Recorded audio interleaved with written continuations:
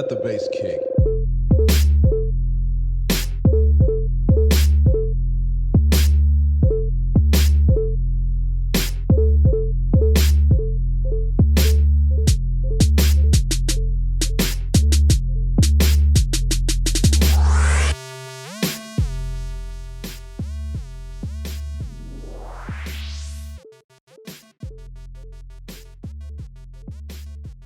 Been a while. I was going to say, it's felt like it's been forever since I've been here. Rusty still It has sleeping. been a while. I mean, 1 week off seems like an eternity. Cheers to The 1 week off. having a week off and Yeah, man. being successful in the things that you all do. And What up, what up, what up? What up, guys? Welcome back to The Last Cash. I am Will. That's Marcus. in the house. Jay's over there. What up? And we're here tonight with the homie, John Burlingame. Everybody's homie. Damn it, Everybody's B. friend. 12 snaps for Johnny Blaze. Yeah, affectionately known to everyone in the Nashville disc golf community as Johnny Blaze, or several variations of that, Blazy, or If we had like JB. a variation, like a counter, Johnny we passed B. like 10 right? You're like Jay Blaze. How many ways have you heard it? Jay Blaze, Oh, man. JB. he's an institution, to say the least. He's know who you're talking Taylor about. Kaysen, he's got the best. He calls me Johnny Laserbeam. Laser beam. Laserbeam. That's got to be the best disc golf nickname I've ever heard. Nice. It took this long. We finally found it. Yeah. But yeah, John, you know, you've been a friend of ours for a long time. I've known you just about as long as I've been playing disc golf. And let's see here. I've got your information. We've got some cool stuff I can throw up on the screen. Good to be here, man. It's an honor that you guys invited me, man. I really appreciate it. Man, we're glad to have you here. Sapphire I Lounge haven't is heard better it- because you're here. Right? I haven't Yeah, heard absolutely. any beatboxing yet, though. I mean, Well, that's Dr. Hoy thing. Yeah, and a Will thing. it almost feels weird to like do it without We him. can't walk in his shoes, bro. It's so much to feel there. I no just feel. pre-records. No, right? We should put that into like a little MP3 clip that we could Right. put on the thing. That would be great. All right. So let's see here, Johnny. You are PDGA number 14329, and you have been a member of the PDGA since 1998. 98. Wow. That is cool.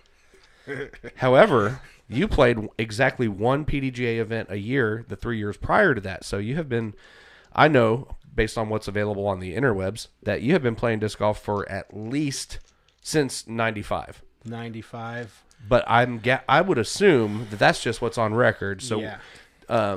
tell the folks, anybody, because we've got a lot of new club members, a lot of new disc golfers in the Nashville area that might find this. And for anybody that may not be familiar with you, tell us a little bit about yourself and when you encountered disc golf and how it happened to you. Disc golf.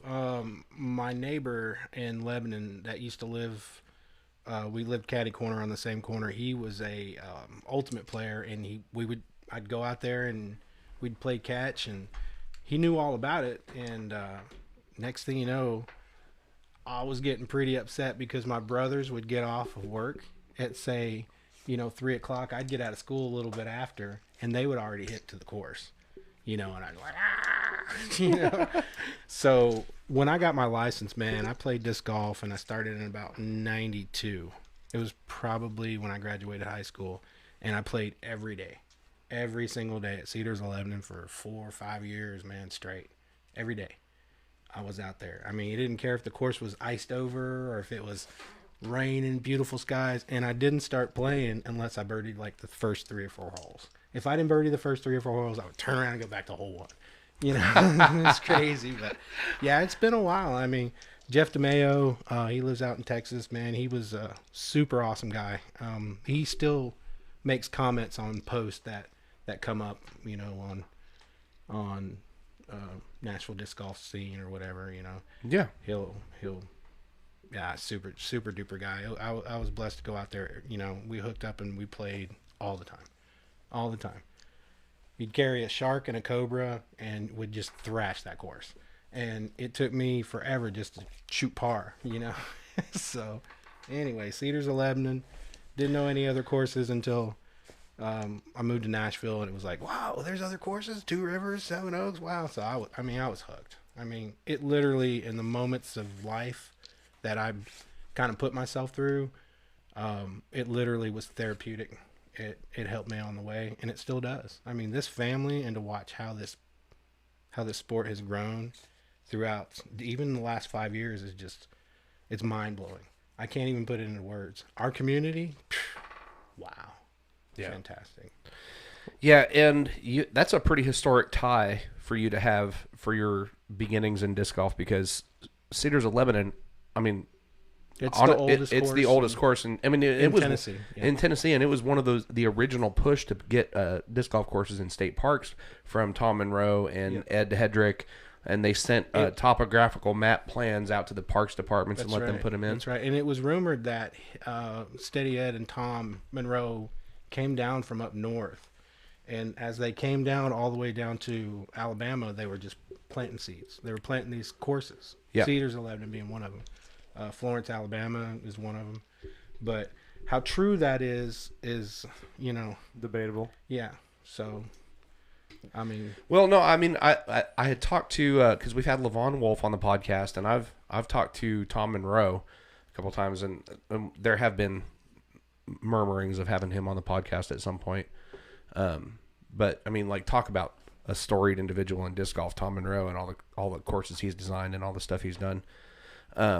But that is verified.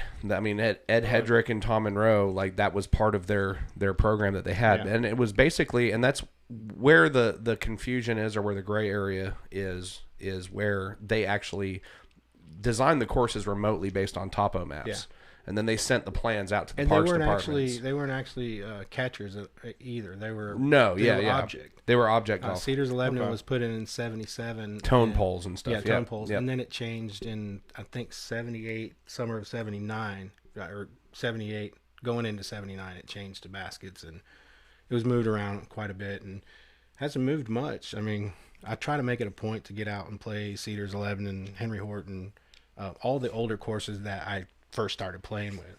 Sure. I hooked up with this guy named Steve Phelan on a course one time, and he was part of the original Flying Disc Drive. Mm-hmm. And man, he would come pick me up every Sunday, and he was like, I'm going to show you what Tennessee and Alabama have to offer as far as disc golf, and we would go to a different course. And it was just a group of guys just sloshing along and having a good time, man, and I learned a lot from those guys, but most of them are gone. But man, I was hooked. What's your best round out there? Where at? Cedars 11. Cedars 11 and I know you got it deep down you're in talking there somewhere. You're talking bogey free to 8 all the way to 18. I might have been like 9, 10 under par, something like that. Yeah. But of course, I turned around and did it again. I was like, you always want to try and get that high score. Sure. But I've actually got some stats that I'm looking at here, because I see your scores from the Cedars Safari in 95, 96, and 97. Super am, man. I was like... Well, yeah, you were playing in the advanced division. You started out in those events. You were playing in the advanced division. First time I met Tuna was during that tournament. And so, yeah, let's say, look at the 95 Cedar Safari. Farm Fresh won first place. That was my first tournament. And we've got John Burlingame tied for 20th place with Robert Barnes, beating out Lewis and Clark, David Lewis and David Clark. But the names on this list are cool. I mean, like, you look at Steve Kearns may or may not have been in last place. And then we've got John Canuck, Philip Dawson, Johnny Rock, Tuna, Mike Thompson, Jeff DeMeo, Michael Johnson, Walter Wilson, Roger Ownby, Bagsby. I mean, and then Farm Fresh won, obviously, that year. That was a lot of fun because they had the final 9, and they would safari it out, and to watch those guys play back when I first started playing, I mean, it was just an inspiration. I got to see, we went to a tournament in Florence, Alabama, like right after that. It was a spring fling, and man, there were so many guys that had finished, and Steve Phelan was nudging me, man. He's like, you gotta watch this, and it was Vanderboss. And man, this guy comes out of nowhere, and he's banging 80, 100-foot shots, just one after another. It was like, is this real? And he had a hat on that said Twilight Zone. He was in the Twilight Zone when disc golf, and I was like, man, I want to play like that. Spanky Spangler, He finished 15th in the Worlds that year. He was one of the group that I was telling you about, FDD, Robbie Timms. Man, Joe. There was a handful of guys that I really enjoyed playing with. I mean, they were all a bunch of jerks, man. But at the same time, I was learning Cola? to play. Yeah, yeah. Oh, that's a mild version of the sodas, man. But yeah, it was 92, man. I mean, I was playing a little bit before that. I mean, just throwing them around a little bit, but I wasn't really serious until I started seeing people carrying bags, and I thought, man, this is weird, And then I played the safaris, and Tuna was on my card, and man, that guy was hitting stuff everywhere, and I was set. I was like, I'm gonna play like that. So. Yeah, and you those first 3 years, I've got you in 95, tying for 20th place. 96, you were in 21st place. And in 97, you were in 24th place. And then starting in 98, you must have had a fire lit up under you because let's look here at 98. I don't even know. So all of a sudden, Instead of going up a little bit more. you went from playing Is that one. even, I've never even seen that. Oh, I've got it. Yeah. Starting in 98, you not only played the Cedar Safari 4 in the advanced division and took 15th place. Okay. Because you joined the PDGA this year, right? Right. So you're now a PDGA member. You also took 13th place in a B tier, the Lakefront Open. Yeah. In the intermediate division, and then. But I want to mention this too, because in March and May you played 2 B tiers in the intermediate division, and so 3 years playing one tournament a year in the advanced division, placing slightly worse each time above 20th place. And then, so I gather you thought maybe I'm not in the right division, maybe I should drop down a little bit and start playing intermediate, and now that I'm going to join the PDGA. Possibly, yeah. So you joined the PDGA. I don't know what I was thinking. Well, you played 2 B tiers at the beginning of the year and are top 20. Like, you took, in March, you got 11th place at the Spring Fling It, and you took 13th place. I'll tell you something about that 11th place, too. I was thrashing that tournament. And we came to the very last round about halfway through, and I was like on the lead card or on the chase card. I can't remember. I was really close to the lead, and it monsooned. I mean, it came, and I went from like being on like 3rd or 4th all the way back to 11th in like 9 holes. And then I was like, I decided I'm going to learn how to play in the rain. Every time it rained or every time it was super windy, I'd go out to 2 Rivers. And I wouldn't even carry a towel. I would just go out there and play golf and learn how to play. Because I was determined. I was like, man, I was about to win this tournament in the weather. I didn't know what to do. But anyways. Yeah, then you, so that was in March of 98. And then in May of 98, you played another B tier, the Lakefront Open, and took 13th place.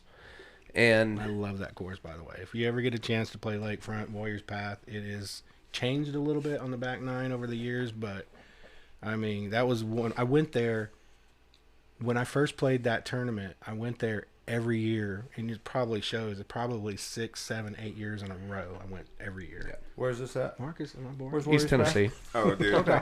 Yeah. These guys know coffee is going down the throat. I'm just glad you're awake and here with us, Marcus. He I'm almost always. wasn't. Does he not? I'm always here. He's Yeah, just trying He to has why fallen you- asleep on the podcast before. Is that why you got Doc beat? But he does it so expertly. back to He does it when he does it. He'll be like looking at his phone or an iPad, and he'll be doing this, and then he'll just kind It's of like, go. when you're in school, the one kid's like, "Oh, yeah, he's studying really hard." Like, nah, he's sleeping. Who is that guy? So- That's awesome. It takes But- a lot of effort to pull that off, though. So then this is where it gets interesting, you guys. 98. So he becomes a PDGA member. I'm imagining, and I'm just, this is everything that I can glean. I'm like finding a narrative based on your stats from the PDGA. I don't even know. I haven't pulling even a- looked at that pulling a so story long. together. I can't tell you. And so I'm just going to drag you along with me, and you correct me if I'm Okay, wrong, okay, or all right. second me if I'm What correct. did I go to? So I'm going to advance back plug in a little intermediate? bit of assumption about what you were feeling at the time. So he starts out 98, becomes a PDGA member, starts taking things a little bit more seriously, decides that, okay, I've been decreasing in my placement a little bit, so I'm going to play the intermediate division and just maybe see if I can get top 5 or win one before I move back up to advanced. So plays 2 tournaments, 11th, 13th place. I imagine you said, I might as well, just start playing advanced. So you've been around the tournament atmosphere a couple times now. You're a little more acclimated to it. And then you move back into advanced. And in June, in the advanced division, you played another B tier, the Mid-South Amateur Championships. And you scored, and you got 23rd place.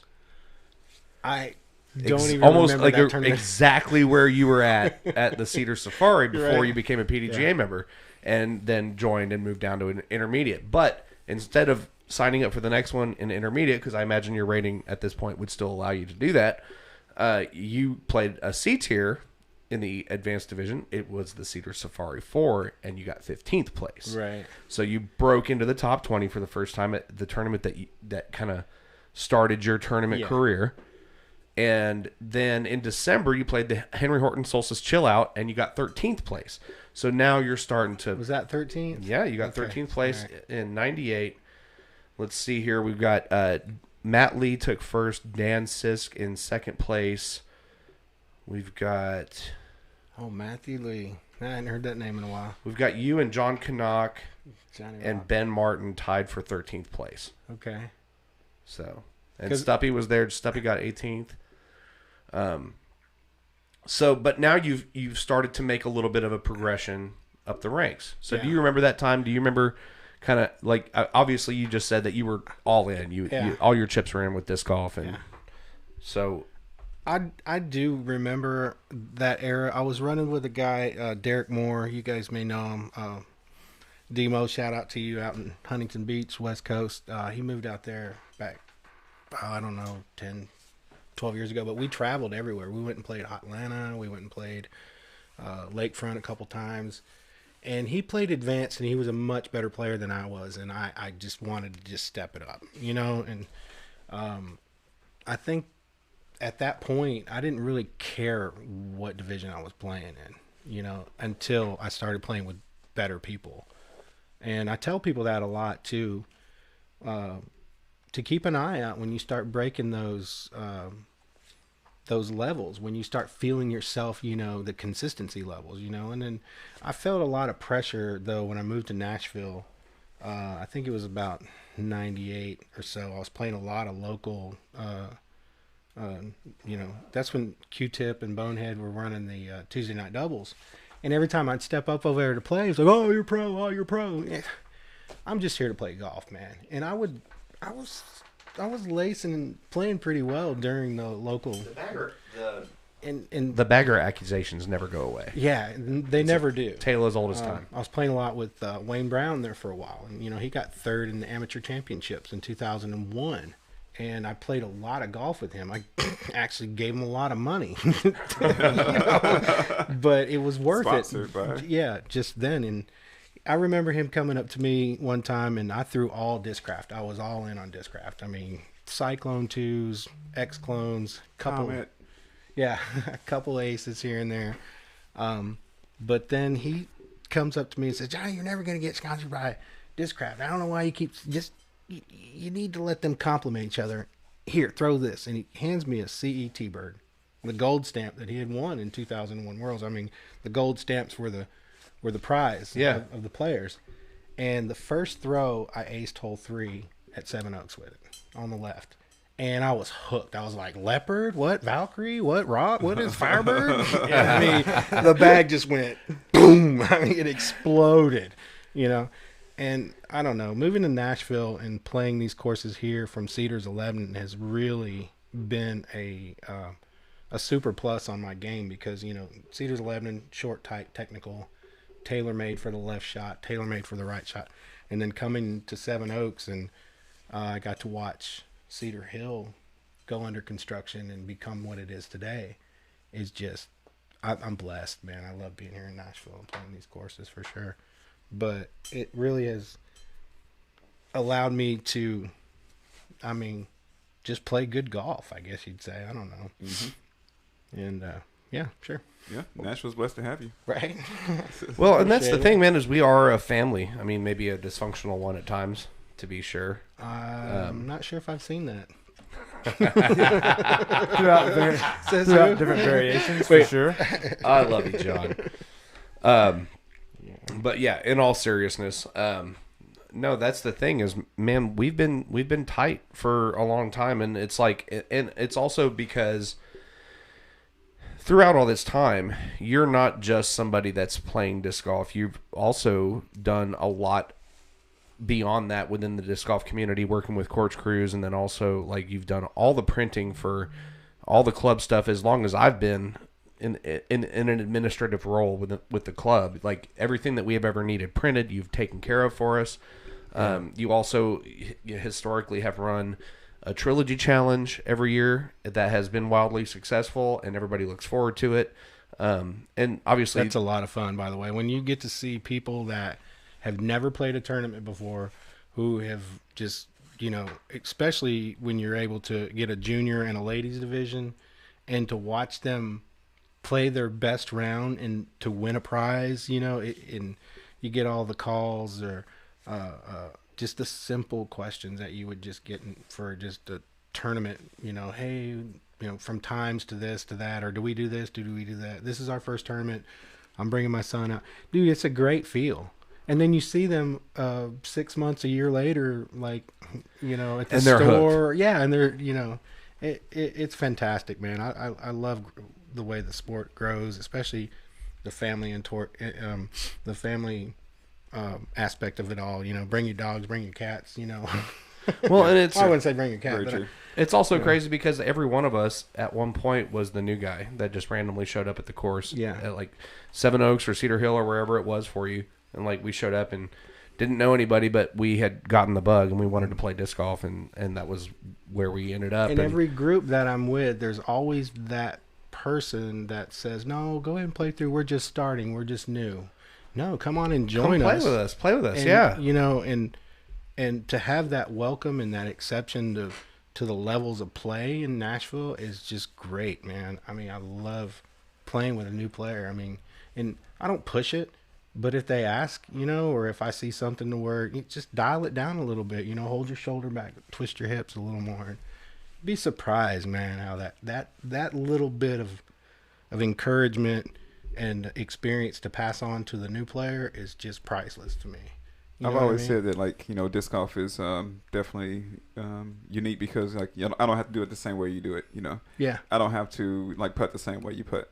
But then when you look at like new players and you see them come along and you see like you can just give them just a little bit of advice, Yeah. just to get them to go along and like do a little bit better the next time out. They'll probably think about you and like, hey man, thanks for that little piece of advice, Especially when you run into somebody that they just got into it like maybe 10 or so years ago, and they pull out that disc you gave them. Oh yeah, man, yeah. I still have this disc, and you're like, well, I can't tell you how many discs how many calls I've got, or how many text or emails and said, man, I just aced with that disc you got. I mean, I write it in my little book. I got a little book at home that has all my aces in it, and it has all the courses that I've played. It's an old 1996, maybe 7 course directory, and I just check off every course I've played. A lot of them aren't in there, of course, but if it's of course it's a new one, I'll write it in there. There we go. And I haven't really gone back and thoroughly looked at it, but I don't know. It's just a fun thing to do.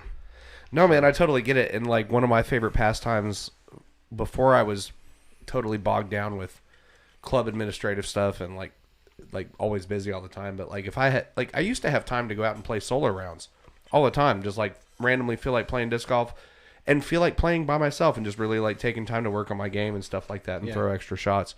And I would go out to Seven Oaks or Cedar Hill, and I would just start playing by myself and wait for, like, because every once in a while, after throwing extra shots, I just kind of sit on a bench or whatever and take a break, wait for a group of noobs to come through, and it's like a guy and his girlfriend, and they've got 2 discs each or something like we're that. From Cincinnati. Where's hole 9? Or they come through, and I just say, hey, what's up? And if they start talking and we, like, kind of vibe or whatever, I'm like, you guys want to play out the rest of the... And then, oh, yeah, that'd be great. And, like, and then you start playing with them, and you start developing a rapport with them, and then you start looking at what they're throwing, and then you start looking at, okay, well, try doing this or whatever, and Yeah. now you've developed a relationship to the point where they're comfortable with you just like gently offering a little tip. Yeah. And then they try it and they throw 30 feet further or whatever. And it's just a rewarding experience to like play 12, 13 holes with somebody that you never met before that's just starting to be interested in the sport.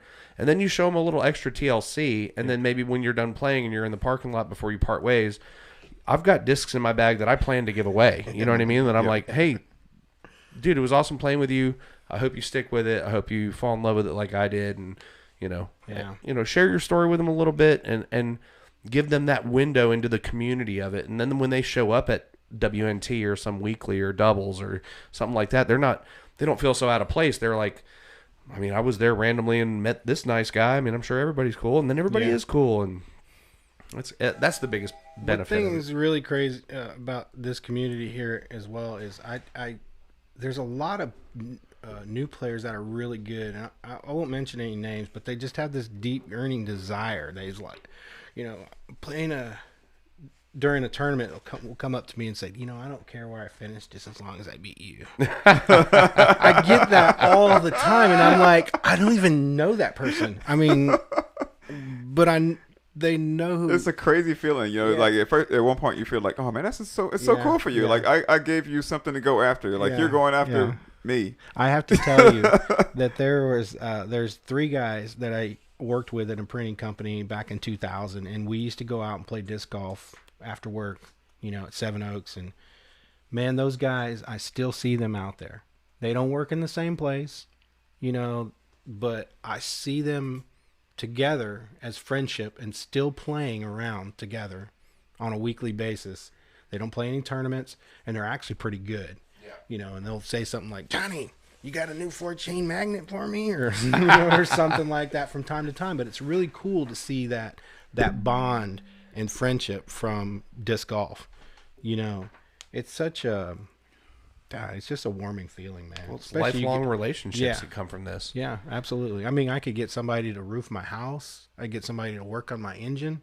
I can get somebody to paint my car, do my upholstery. I know somebody in every area and aspect of their life just through meeting them in disc golf. Carpet, you name it.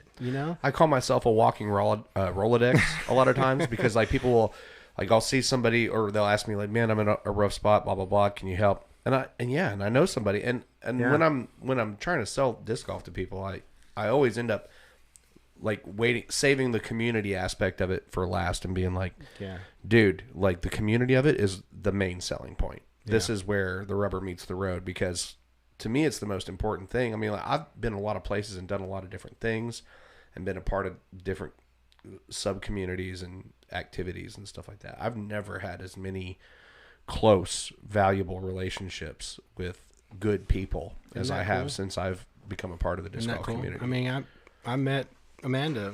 But I'm always saying, Seven Oaks. Nashville disc golfers, half the posts on there, somebody's car broke down or somebody is in a bind, and then it's 20 people offering to help. Yeah. And that's inspirational. And but yes, you and Amanda met at Seven Oaks. And like, dude, and we met at Seven Oaks. Right. And you and I will be friends forever. Same thing, me and Marcus and Jay, we all met through disc golf. Hey, and Roy knows. Probably at Seven Oaks. And probably at Seven Oaks. Hey, Roy Mullins will go back to the day. It's crazy because I've seen all of his aces. And same with Anthony. I've seen all of his aces.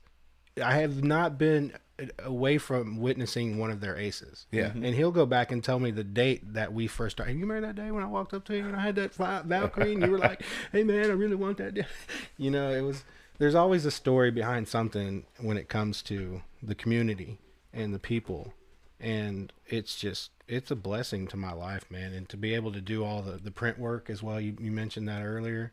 I mean, that's just coming through from what I'm able to pay forward and to help out. You know what I mean? I know there's guys out there that I see right before these tournaments, man, and they're out there weed eating, they're cutting the grass, they're stacking rocks, and they're making this place look fantastic for all the people to come out from all these different areas, to play our courses, and it's just super duper. And that's a good time to segue into, like, if you're, new to the community or new to disc golf in Nashville, and maybe you're trying to find a way to give back a little bit more or be more involved in the disc golf community, but you don't know how everything works. You don't know how to contribute, and you don't know who to talk to really get plugged in. I mean, honestly, I can tell you with 100% confidence, take what you have experience with, what you are, that's right, what's in your ability, what's in your skill set, what your background is. There is a way that we can make this applicable to what we're building here. Yeah. And you're a prime example, John, because you have a printing background. You are in a prime position at a printing outfit that does large scale printing projects. So like anything that we want that we could ever ask you for is like a drop in the bucket. Like we basically like, oh, we need this many scorecards, or we need these caddy books or whatever, and you're like, okay, but then you can also help us with the design and make them look better and all that stuff. Yeah. And then we try to have a partnership where, okay, so you print a bunch of stuff for an event, we cover your entry for that event. Yeah.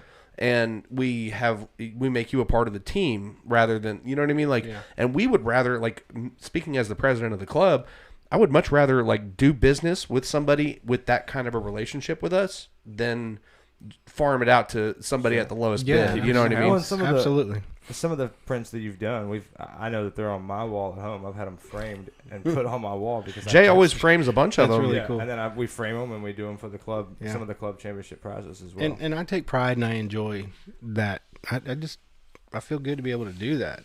I mean, even though I'm not the one out there digging the ditch or, cutting well, the everybody grass has or a time anything. to do that. I understand that. Well, kind of what Will was saying, it's your skill set, and if it's not accustomed to manual labor, then it's not accustomed to it, but you can provide in another way if you can. And then some people who I know, for instance, like Craig Buchanan one time volunteered. He was like, I'm not the best at manual labor, but I'll drive a lawnmower all day. And by gosh, he was covered in grass by the end of it. Heck yeah. And it's just people getting out there and volunteering what they can, and when it comes to cutting grass, can you drive a car? You can probably drive a lawnmower. True.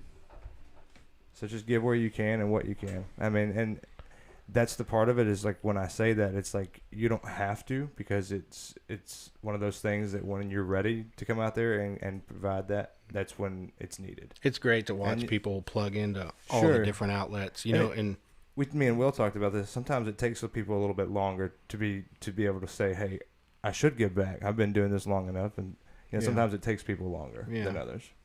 Didn't mean to cut you off. I just wanted to add that in. I'm waiting on Marcus to chime in over here. He's starting. Well, Marcus was waking up a second Getting a little ago. sleepy. I mean, well, like you said, that, I'm gonna make it. Okay, don't worry. The gauntlet has been thrown. I'm gonna come strong. Oh yeah, everybody Finish watching. Play this game at home. Take a shot if you think Marcus is asleep, and you can get two people that you are with to agree with you.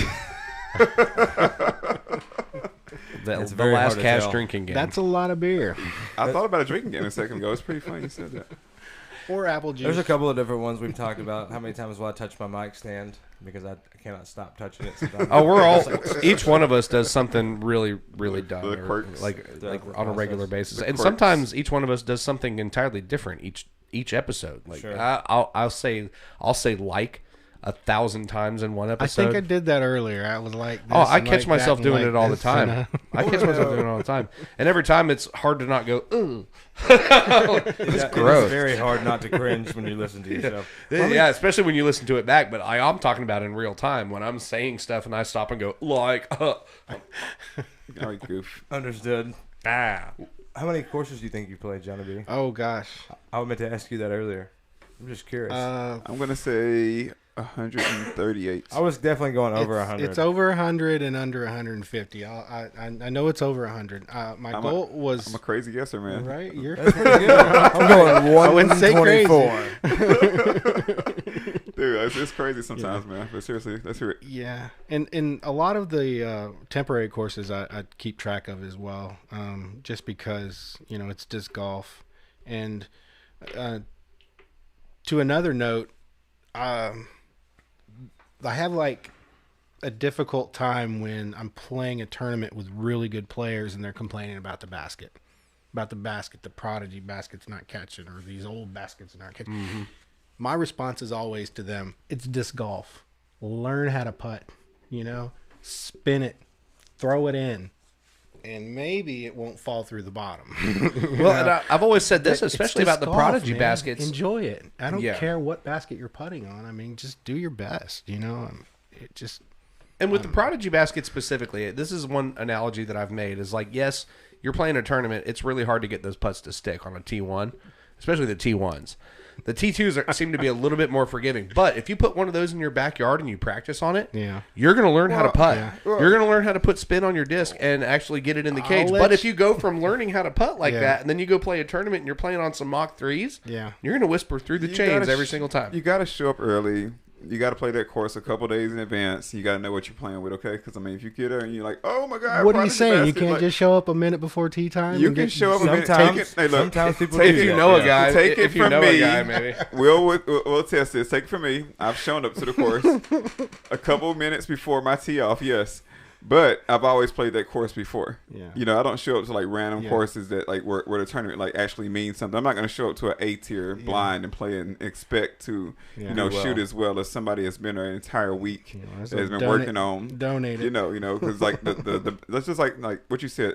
The people like complain about the baskets probably haven't played on it, but then you get people who have played there for the whole week and they know, hey, I got to hit this basket right in the middle. I got to have good force on it, good spin on it, because if I don't, you know what the result's going to be. And you don't want the latter of the situation. I played with a guy one time during a tournament, and he complained he was having spit outs the whole time.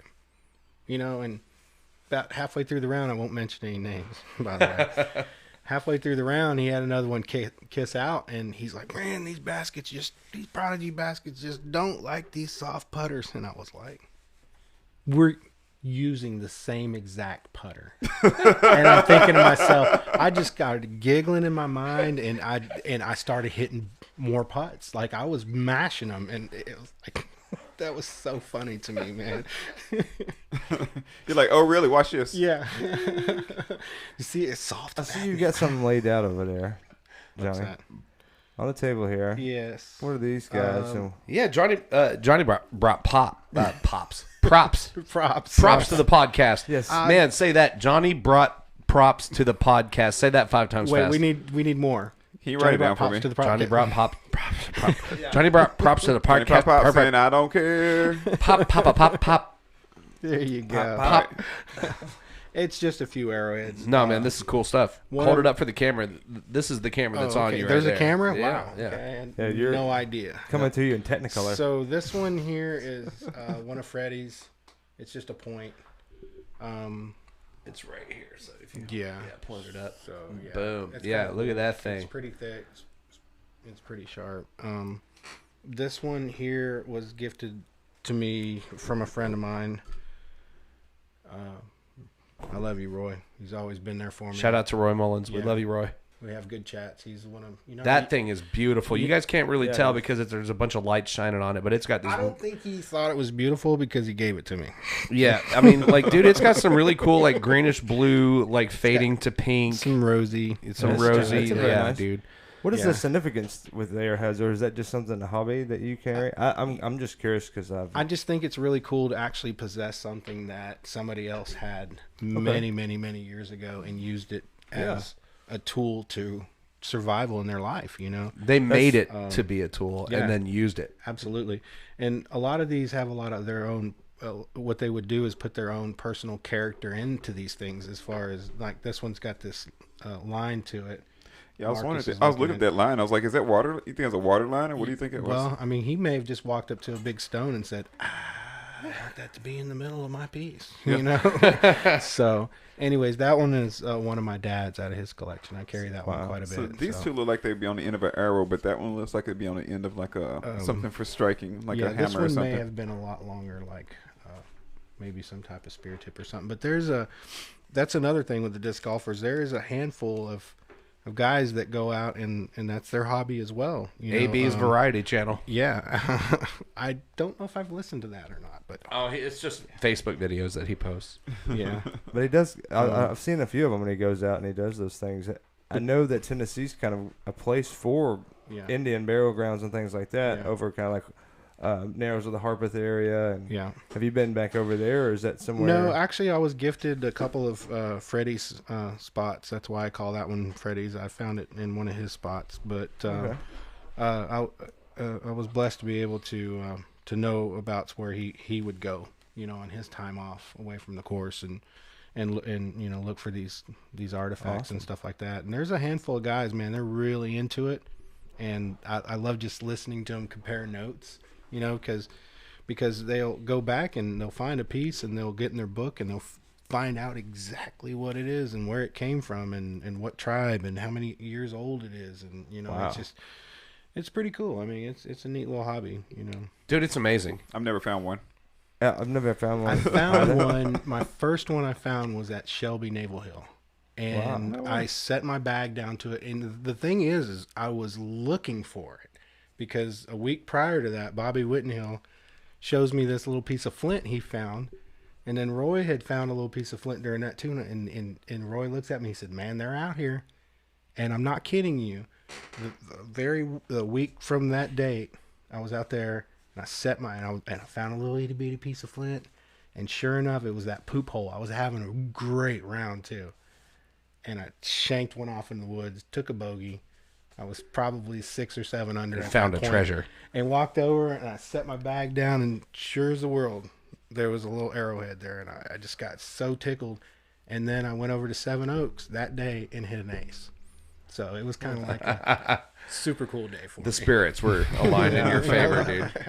No, that's honestly, you say it's a handful of people, but it's pretty common. I mean, I'm constantly looking at the stuff that Chase posts, the stuff that he finds and stuff like that. He was a super great disc golf player. Hammer stuff and axes and axe heads, and he got the fever for it, and I have yet to see him out on the golf course. Yeah, right. I have seen him playing disc golf, but it's been a long time. Yeah. It's been a long time. Yeah. It's always interesting to see what other hobbies disc golfers have or what they get into outside of it, because you only know them for disc golfers. I remember people being incredibly surprised that I rode motorcycles, and they were like, "What?" Mm-hmm. Yeah. Well, I've only seen you play disc golf, and it's like, oh, wow. Awesome. Yeah, right. It's like I leave the course sometimes. Yeah. Why would you want to do that anyway? I mean, sometimes you don't, and actually, it's funny because when you play disc golf and you get to what Johnny B was saying, a point where you know how to throw the disc and you can feel it, and then you take some time off and you try to go back and you're not there, and you want to get back to there. And so if you're doing something else, like sometimes I'll be riding the bike and just out cruising, and I'm like, I could be playing disc golf right now instead of doing this. Yeah. And it's like sometimes it's a give and take when it comes to different hobbies and when it comes to disc golf, because it's one of those that we all know that if you take a couple of weeks off, a month off, and you don't play very much or don't get out there and throw, the rust comes. Oh yeah. And you got to shake that off. And when you're mentally at a place where you're like, oh, I know I should be shooting here, but your body's not performing that, then it starts to get real frustrating, and then it's like you catch the bug all over again, because now you're back in there. I gotta all get back those to where feelings I was. happen gradually too. You're like 5 holes into, you're like, it's not too bad. Like 10 holes, like, oh, the rust, there goes the rust. Like 15th hole, you're like, damn it, why'd I even come? I've been there. Like, could have just been at home. And then by the end, you're like, that was worth it. Yeah, it was a lot of ups and downs. Let's go play another round. It was fun. Yeah, let's do it. Let's try it again. Well, unfortunately, I take a little bit. Well, I wouldn't say unfortunately, but I take a different approach to it. I mean, I practice several times a week, whether it's an hour, half an hour on shots or putting.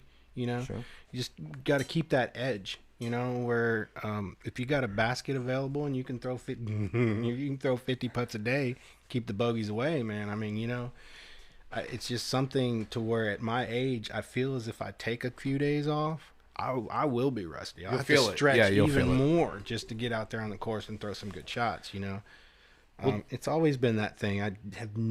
Since 1992, I have not stopped playing disc golf. I play disc golf almost every day if I can. And I get in trouble sometimes as far as managing my time and keeping a balance. But I think with my teenagers and my kids, they really support it. I know their likes. I know my daughter's Chinese food, trumpet, D&D on Saturdays, and I make those times to be able to spend with them several times a month. With Isaac, it's scouting. Hell, I'd go. I keep bumping this thing. I'd go out to Boxwell. he's over there learning how to tie knots and all this good stuff. They got a 9-hole course over there. I'm like, did you know that we went out there and taught disc golf at one of their rendezvous? Yep. I did not know that. Yeah, this was several years ago. Me and Josh Major and Kesley Sterner and Harper Thompson went out to Boxwell for a Boy and Girl Scout rendezvous. It's a cool little course, and too. so it was supposed to be like a round robin type of event where they had groups of kids going through different activities. Yeah. Mm-hmm. And we went out and they gave us a big field separate from the disc golf course that they have there. But they let us set up 3 different baskets. So we had 3 different instructors with 3 different groups, walking them in a rotation, showing them different things. Yeah. And they were supposed to one group was supposed to come to us and then move on after they spent like a certain amount of time. Well, all the groups of kids just ended up staying at the disc golf. And so we ended up with 25 kids hanging out at the disc golf part of the whole activity. And Harper has got a group of kids, and these kids are his age. Mm-hmm. You know what I mean? This was back when he was 13. And the kids were probably 14, 15. And they're watching him take these mini junior discs and throw them 370 feet, and then watching him park all these crazy shots and stuff. And they were just immediately just enamored with Harper. And then we had 3 different we could show you, okay, this person's going to show you drive, this person's going to show you this person, and it was a huge success. Isn't that great? Yeah, it's just awesome. I think about that time after time. I was able to do the same thing you're talking about with Isaac and Cub Scouts. They had a belt loop for disc golf, and they had a belt loop for ultimate frisbee. And I was able to go out and Michael McDaniel was doing ambassador at the time, and he donated, I think, 25 or 26 discs. I think that's how many we taught how to play disc golf and how to play ultimate frisbee as well. And they had to go through the requirements of, first you would school them and you'd tell them, you talk to them about sidearm, you talk to them about grip, you talk to them about flight, you talk to them about par and all that good stuff. But I think to myself, after they got their belt loops and they got their frisbees, how many are playing to this day? And that's been, let's see, he's 16, so that's probably been 10 years ago. I think to myself, are any of those kids still out there playing with that disc? Right. Well, even if they're not out there playing actively today, they have probably seen and gone and played randomly here and there. Yeah. And then when their buddies in college say, "Hey, let's go play," they're like, "Oh, I know what that is. Let's go play." Or wait a minute, that's a deer feeder. I know it's a deer feeder. That's such a common tale, dude. Then, the people they pick it back up again. People that I meet on the course all the time are saying, "Man, I used to play for 3 years back when I was in college or whatever, and I hadn't touched it for 10 years, and now all of a sudden I met somebody that was playing, and I'm back in." And that's what's cool about disc golf. It's kind of once you learn and kind of get the gist and get the know-how, it stays with you. It always is there. And then then when it's mentioned, they're like, "Oh yeah, I played that," or "Oh, I've still got my disc out in the garage. We can go play." Yeah, because it's one of those things they know is going to be right there, accessible, and it's a story, and it's a fun thing you go do with just people. And I like how you can learn about it at a young age, not always be active in it, pick it up later on in life and run with it in some cases. And then you're selfishly speaking, "Oh, when did you play?" And those, I don't know, 1995, and I'm like, "Let me see what you got in your bag." Let me see. What's in your collection box at home? You got any 4-chain magnets in there? That disc with the big bird on it. Plastic Champion edition, nice. What do you know about that big bird on that rock? What you know about that? I remember seeing the Champion edition disc when I first started playing on the shelves being like, "Man, I hate that this disc says Champion edition on it. I don't want it to say that on it. I just want it to be as plain as it could be." And never buying those. Yeah. And then looking back and being like, I could have kicked myself in the face. Back then I was for not getting as many of those as I could. And Tuna, he pulled through Seven Oaks, and he let the word out too. I was throwing Discraft at that time, and he says, "Man, they're not making CE plastic anymore. You better get as much as you can." And I was like, whatever, and just blew it off. I bought a CE Firebird, played with it in BG Open or BGMs, and I really like that disc actually. But I know a guy that bought several boxes, Joe Witt over in Lebanon, and he's probably still sitting on those boxes of CE Valkyries, and I mean, you name it. You can retire on that stuff. It's crazy how that stuff works. Yeah, it is kind of crazy. Especially you think about the fact works. that we're this far into the progression of disc golf past where that stuff went OOP, and now if you see somebody throwing some CE plastic, it's like a countdown to when this thing is going to shatter. Yeah. I mean, no, as long as you play with it in the correct temperatures.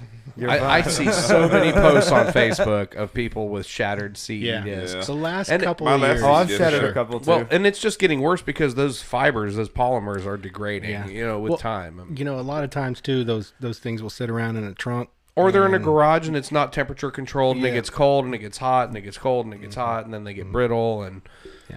so then it doesn't matter what temperature it is outside when you hit that early tree off the tee pad and it just splits into a million different pieces. I mean, 13 to be exact. yeah, 13 million pieces to be exact. I've got. Just a go few check out the stories about memorial CE garden at plastic. Freddie's Memorial and then take a look at what you see there. He spent Thanksgiving. But people keep spending $60 to Yeah. $90 to $120 on CE plastic that they know is going to I can't help it.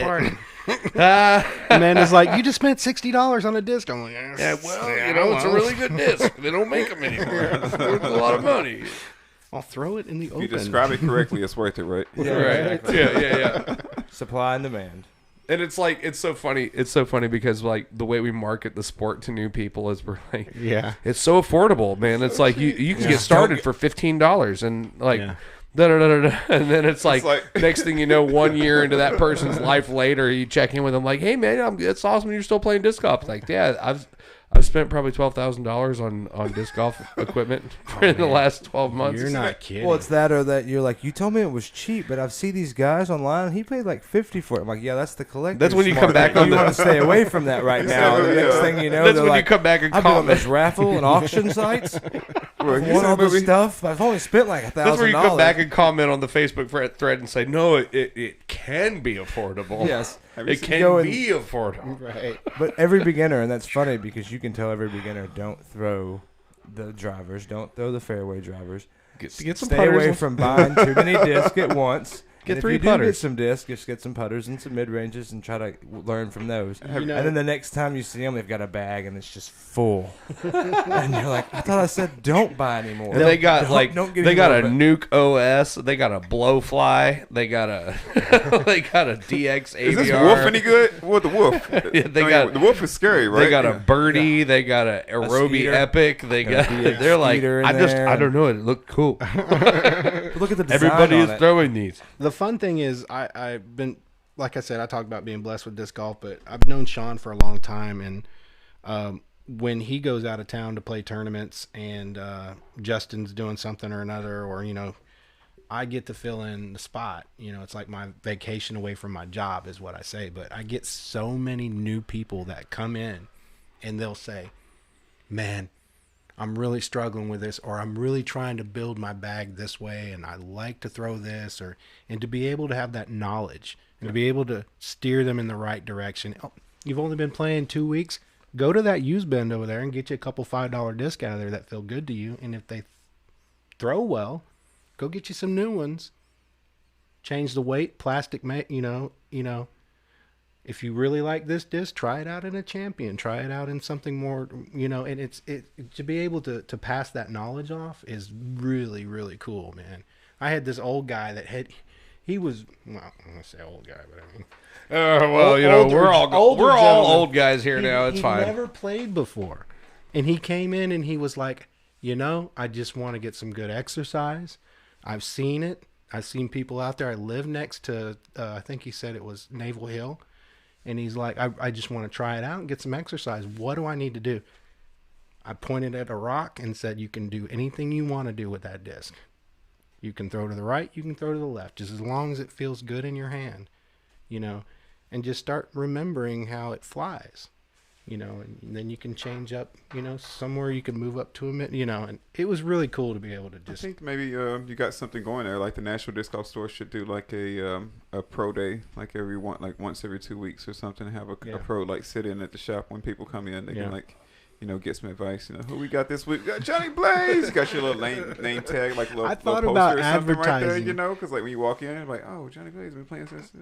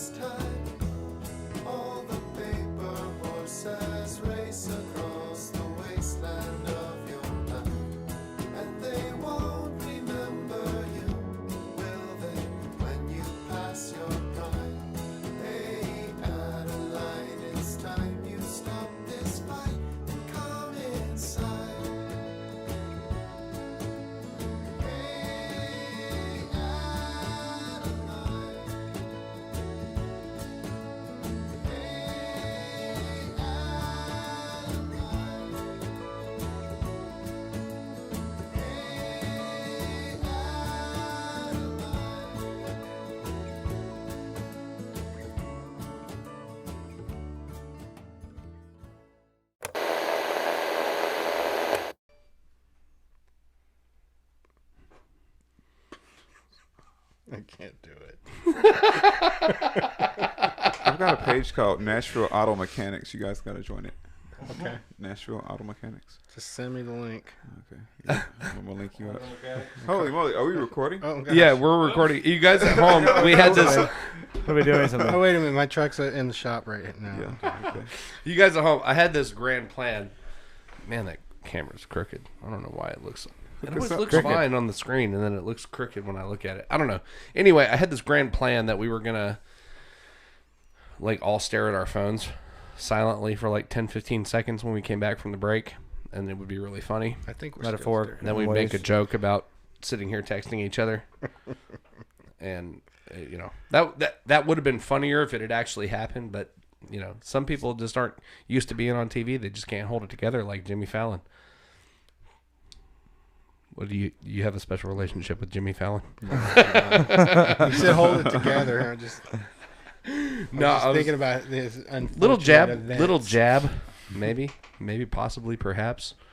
Yeah, we're back from the break, guys, and this is gold. Thanks, John. Yeah. That was recent, actually. Those were. Yeah, Johnny just sent me a bunch of pictures for me to add into the break, so perfect. That'd be cool. You guys just got to watch all those. Congratulations, and you're welcome. I want to know what the story is behind the Sacky Sack markings. That was the one. That was one that was in the players pack for the Solstice a couple years back, wasn't it? I thought I had it longer than that. It's got some age on it. Okay. It looks almost exactly like the one I got out of my Solstice players pack when Does look similar. Zach Evans ran it a couple years back. Yeah. That's the only one I didn't play. I had something going on family wise that weekend. Yeah, he did it as a nod to Freddie. He found a deal where we could get like a bunch of hacky sacks to throw in the players packs. Yeah. So it was kind of a nod to Fred. I was talking to Rice White out at Ogwood over the past weekend, Voodoo Dubs and stuff, and he has posted a ton of his hacky sacks on these different sites that are worldwide. Oh yeah, and he's got some dope ones, dude. And people are like responding in a major way on like, wow, where can I get one of those bags? You know, how can I get one?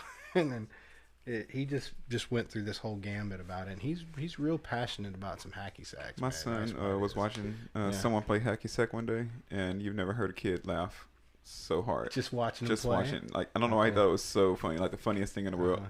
And then I brought up like some professional hacky sackers, and I was like, wow. Yeah. These guys are really a lot better than I thought they were. I had no clue how good professional hacky sackers I remember were. playing behind like the gym at lunch in high school with like 12 other people, and now when I look back on it, I can just imagine that it had to be the silliest thing to witness. I mean, you've been watching like getting a group of 4 people who can hacky and keep it going for a while is very rare. I have to tell very, you, very rare. When I first started playing Seven Oaks, that was a huge thing. I mean, we would all just sit around and hacky. Right before the round. I mean, we'd have 5-10 people, somebody, especially Wayne Brown. He was always in the middle, and I mean, there were some really good hackers. You know who like two of the best hacky sackers in Nashville? You would never guess. And when they were both here, I'm sorry, probably anybody. Will Shoestrick and Justin Kirchhoff. And Justin, hey, you know that I sat there and watched him kick a bag for like a half an hour. I'm like, so good. Yeah, and he's just nonchalant. Will was good at it, really. Yeah. Well, I mean, he's Will, lanky enough. Yeah. Will on hole. I got video of Will and somebody on hole 10 at Cedar Hill, and just going for a good minute and 45 seconds. I think the video was. I mean, good. I get longer, 20 seconds. I'm like, wow, look what I did. Yeah, exactly. I feel you on that I'm one. a one-man hack. I'm passing it back. What are they doing? You don't want none of this. I'm going to pop it up and then kick it off to you. Is that hacky sack? It was hacky sack. But that was like a ritual of disc golf for many years. Tuesday night doubles. I pull up and everybody, that's how they congregated. It was kind of and it's a good stretch before a round, too. It's a great stretch, but it's also like you get your mind off things, so you're relaxed and you're all in your head right before those first few holes. Your hand-feet coordination just has to be really on. Yeah. Hand-feet coordination. Yeah. Hand-feet coordination. Look at your blood flowing. I thought it was feet Vans. The hand tells the foot where it's supposed to be. I thought it was feet Vans coordination. Well, either or. The Vans. You gotta get the flat. You gotta make sure the toe of it's super flat. Is Airwalks. Remember when Airwalks hit the scene? Is that the official like hacky sack shoe, the Van? I would say that. Nah, man. Airwalk possibly on there too. Honestly, everybody that I like, if you were to look at the feet of the circle that were of people that were playing hacky sack, it was all skate shoes of some kind. Yeah. So Probably, it was always yeah. like I would think, like, Vans or and one dude was DCs or Doc Edmonds or Converse would be ESs good, right? or Yeah, Converses, yeah. Yeah. or some straight up Birkenstocks, man. Yeah, or barefoot. Yeah, I mean, like depending on the atmosphere. At high school, it was always a bunch of the like burnout skater kids that were always playing footbag. But Yeah, it was I like bet somebody like took footbag. it really serious and took like a hacky stack to You ever heard of like a a shoe Miyachi? store and they were like putting it on Yes. top of the shoe. The handbag. Yes, the It's like a hand hacky. It's called a I Miyachi. met those guys. I They did came too. through Seven Oaks, man. It was Oh, okay. What started was a Bic lighter. Yeah. Is how they started making, just if you look at them, they're the So same that's exact. yeah, exactly. I've got one. And these guys were awesome too. I mean, it's like, what in the world are you doing this? And then Freddie was like, it's not a hacky sack, man. And it's not. It's They're not. crazy. It's but basically it's hacky sack with your hands With your hands. and yeah. your elbows and stuff like that. And you could kick Yep. elbows. Yep. Yeah. Stuff like that. But these guys had done it for years Yeah. or whatever, and I ran into them at Dollywood of all places. Oh, really? And they were like, "If you can catch a bag, you can have it." And he I threw it up, and I caught it on the back of my Yeah. hand, and I was like, "Okay." They had this It's a little easier than They hacky. had this van that said Miyachi on the side of it, and Yep. I still have my Miyachi bag. I do too. dude. I do too. It's That's sitting in my crazy house. cool. It makes Yeah. it makes for an interesting side piece if anybody sees it. Or they're like, Conversation what piece. is this? But like you can throw it Have around. you ever It's heard fun. of a Miyachi? I think I've seen it play, but I just had no clue what the name was. Yeah, you can go check Yeah. it out on the website now. I'm It's like pretty one of sure those it's still names alive. that sticks in your head. Yeah. It's like, what is that? Yeah. how do you spell that? It's their. It's I MIACHI. I think it's think like their that. last name is how they got Yeah. that. Oh, okay. Yeah, there's two Miyachi. brothers that started that. So before we get too far off the rails, and I know everybody's trying to get out of here a little early You want tonight. to talk about 2016, all those second place finishes? No, Is that what you- we No, got we're way off that now. we got Hey. right up to the cusp of where you decided to go on a tear, and in '99, you played 5 PDGA Oh events. God, we're still back in 3B 99. tiers. I'm going to speed this up. 1 C tier, 3 B tiers, and an A tier, and you did not get over. You were in the top 20 at each of the 5 events. Yeah. So that was the first year that you just did not taste any place over 20th. Yeah, there was a lot of things going on in my life. I was just playing disc golf just for recreational. I mean, just I wasn't real serious about it through that time, believe it or not. But it was a nice outlet for sure. So from 99 through 2009, there were some years that you didn't play any PDGA events, but every one that you did was pretty much within the top 20. And then after 2009, you went on kind of a hiatus where you were only playing like one event a year, and it was usually like the Nashville Open or the Music City Open. Yeah. And you placed decently. You kind of fluctuated a little bit, but it seems like you kind of lost, or your attention was diverted to other things. I think it was all the DX I was throwing. I was waiting on something.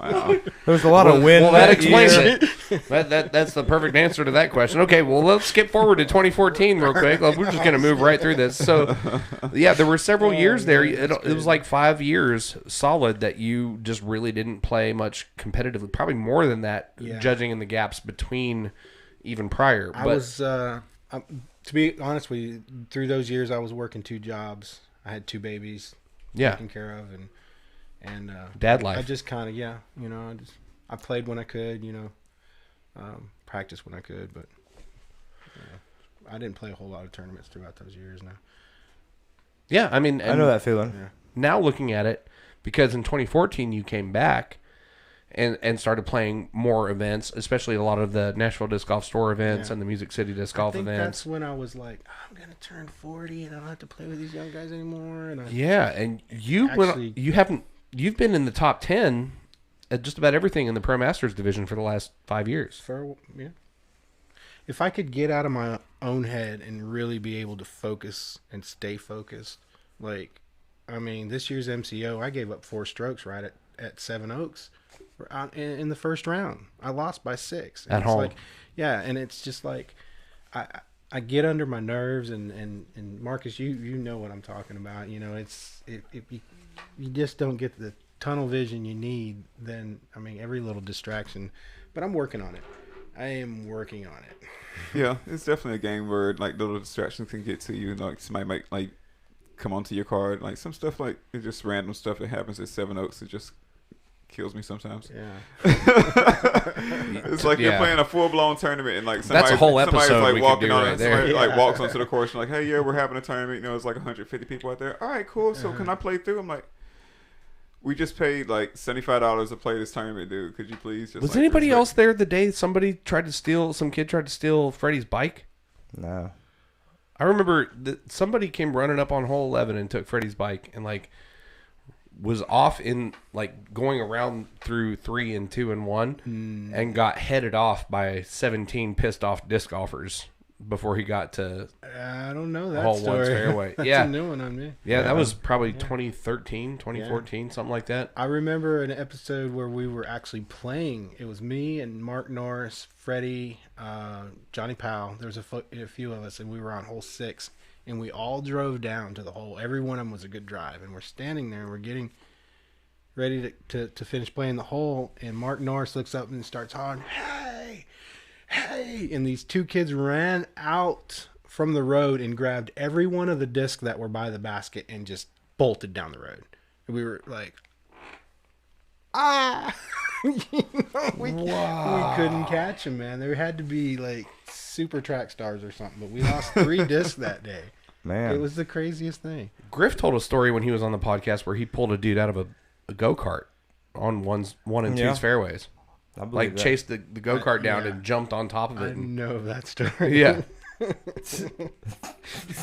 He's laughing. He's like, Because I mean, if you know Griff, then I mean, Yeah, that's why that it's makes so sense. funny. It makes sense if it's Griff we're talking Yeah. about. Then you know him. Yeah. Seven Oaks is home to a lot of things. I've seen some things that should not be talked about. Seven Oaks on is like audio. Vegas, man. You can't But talk then I about it, remember- okay? Yeah, it's What kind happens of. at Seven Oaks But stays I at remember Seven throwing Oaks. one of the best shots of my life on hole 18 off the tee pad, and there was You know who told me a that? young man and his lady, and they were sitting down on 18, sitting on the bench, just having a conversation, nothing inappropriate.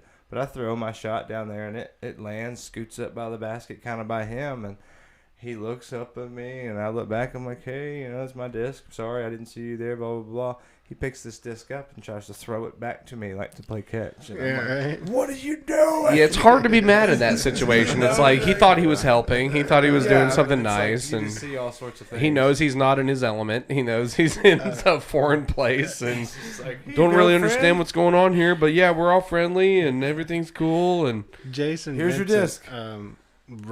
Brad Vincent's brother. He used to call Seven Oaks 7 jokes.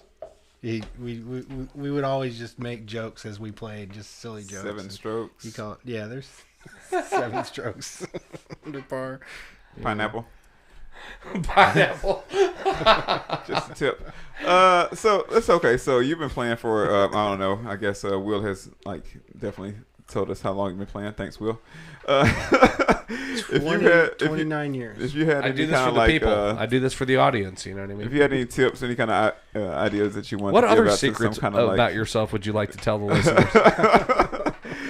if you got like a new disc golfer getting into the sport, what would be like the first thing you tell them? Like your tip from Johnny Blaze, Jay Bizzle, Jay Blazer, Jay. Jay Blaze. JB.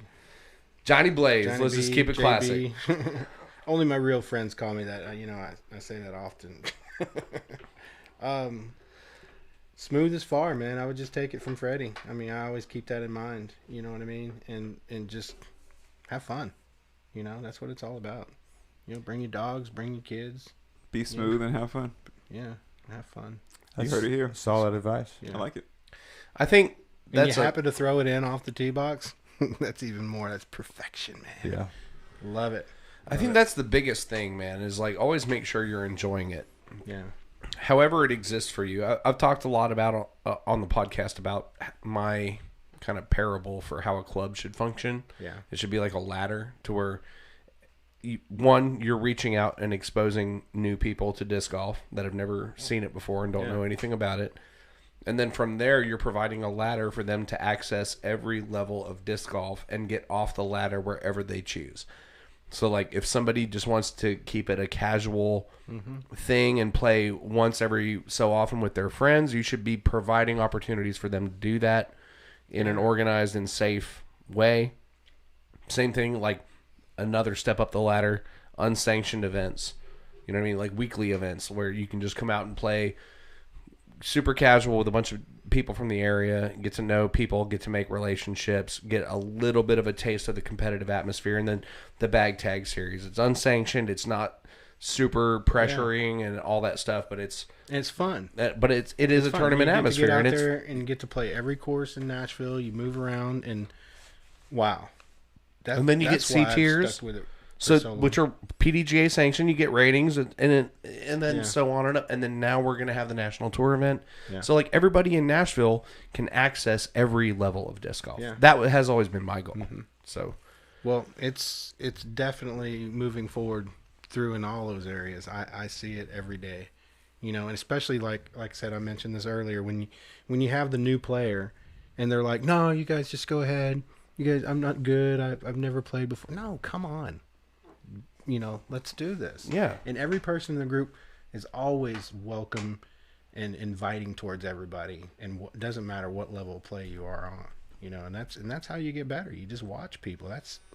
For me, that was a huge thing, watching Bob Vanderboss play a Final Nine back in the 90s and just thrashing it. And it's like, Tim Spanky Spangler, man, that guy was 15th in the world when I first started, and I played with him like almost every other day. So cool to be like, I want to play like that. Yeah, and how accessible it is. Yeah. Where like even in a local scene, a local regional scene, you have access to these high caliber players at all times where you can, and everybody's so cool. I mean, like you look at like somebody like now in our current iteration, you got like a Logan Bowers. Yeah. Who's our local phenom, and he's just so cool. It was like somebody might hit him up for private lessons. He'd be like, I'll come play around with you and give you some pointers. His dad, I actually was the first time I'd ever seen anybody throw over 450 feet. We were playing at shout out to Papa Tony. Yeah, Papa Tony. And he gets giggly every time I tell this story, though. But I'm sitting there, and we're playing Henry Horton. We're playing amateur championship. And I'm sitting there, and I'm on the card with him, and he throws a shot on one of those long holes. There's only two of them back to back, and one of them's like 452 or something. I don't know what it was. But he throws past the basket. And I'm sitting there in my chair, and I'm watching this disc fly, and I'm thinking, whoa. I hopped up out of that chair, and I was like, dude, you just threw over 450 feet. And he turns, and he looked at me like, what? Okay. Who are you? Sure. Oh, sweet. He got giggly, and and Tony and I have been friends ever since then, man. We've been very good friends, man. It's been an honor to actually play a lot of golf with him throughout the years, even though he's older than me. Well, a very honorable man. I mean, just a really solid, good dude. And I feel privileged every time I'm around Tony, and then you look at Logan and what Logan has become, the man that he is now. Yeah, absolutely. After watching him as a youngster for so long. You're not going on tour until you graduate college, boy.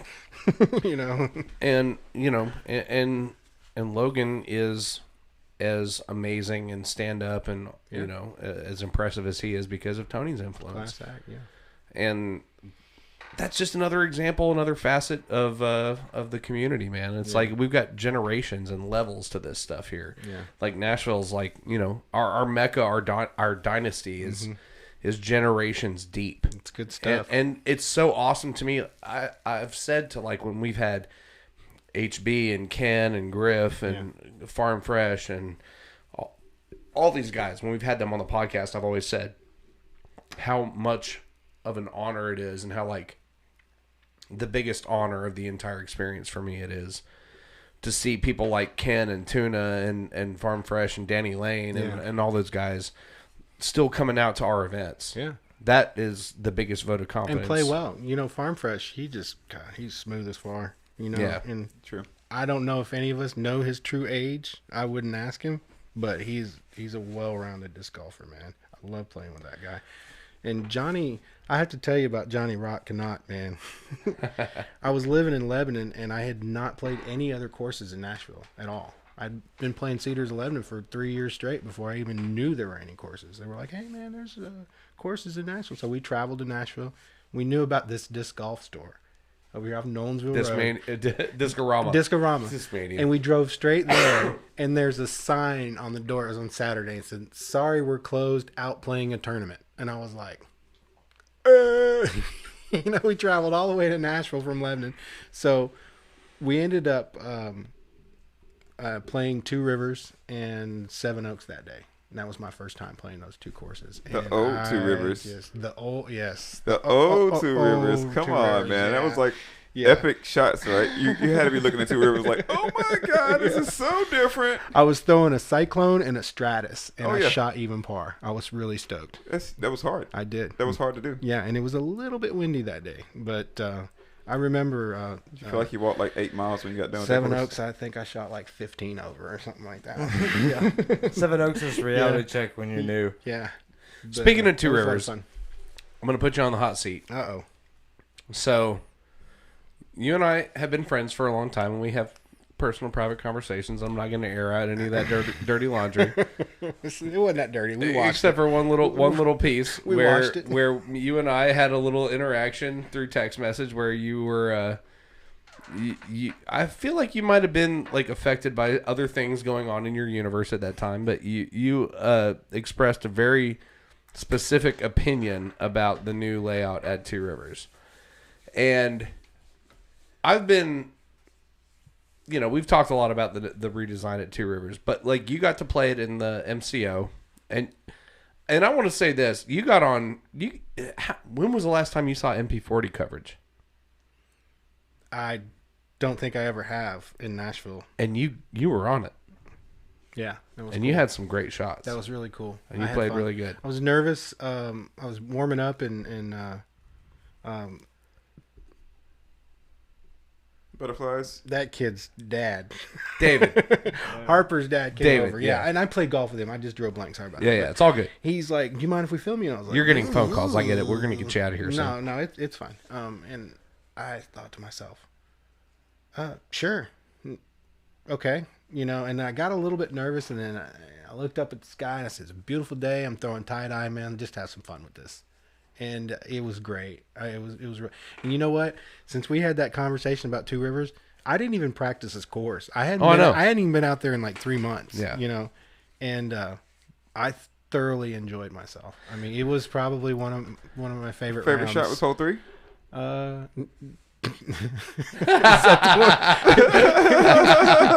Say what you want, man.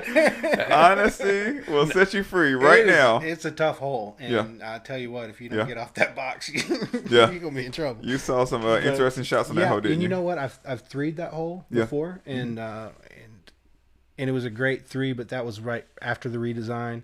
There were a couple holes out there that were par 4s that I was just playing for 3s that I would always play for 3s, and I didn't even know, And then I got to looking at the scorecard, and I'm thinking, birdie on what? Birdie on that? Wait, are those the true par 4s? I guess is what we call them, and shot a little bit better than I thought I did. So I mean, well, I knew when we had that conversation, and this is the only reason that I even brought it up on the show was just because like. I've had so many interactions with people that were critical of the redesign. Yeah. And I have found that one of several things is true with people that are heavily critical of the redesign. Either one, they haven't played it but once. Yeah. Or maybe even played the whole thing. Yeah. 2, it's people that were around for the first design and the second design. Yeah.